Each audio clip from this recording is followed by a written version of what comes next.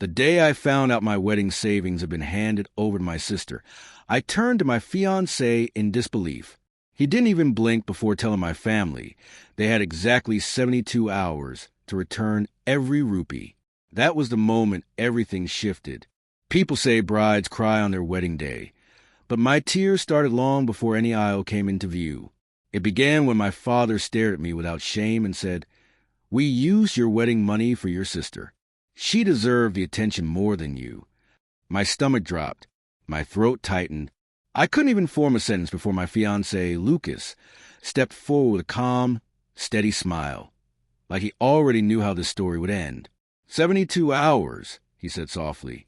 Your deadline starts now.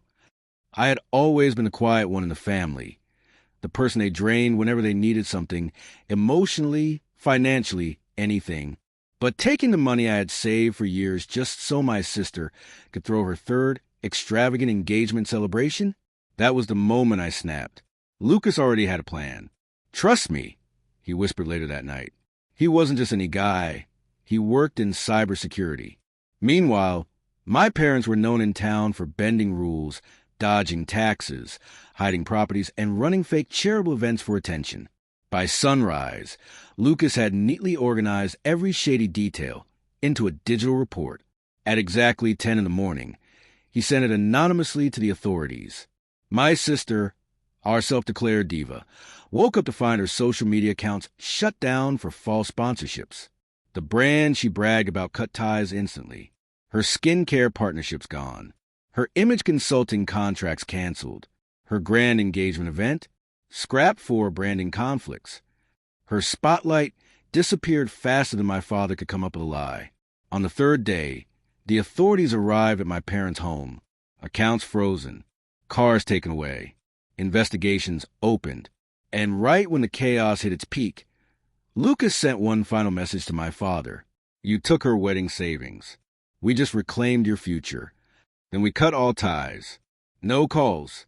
No emails. No visits. Nothing. 3 months later, Lucas drove me to a quiet villa on a hill overlooking a peaceful lake. I thought it was just a romantic trip, until he placed a set of keys in my hand. "This," he said with a grin, "was paid for entirely with the government reward money for reporting your parents' fake charity scheme." I couldn't breathe for a second.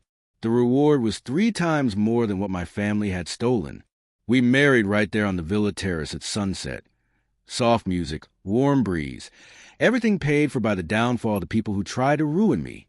My sister saw our wedding pictures from a cheap motel where she was hiding from her creditors. As for my parents, orange uniforms were not the spotlight they had dreamed of, and that's when I learned something important. Never take advantage of a bride, especially one who knows how to rise again.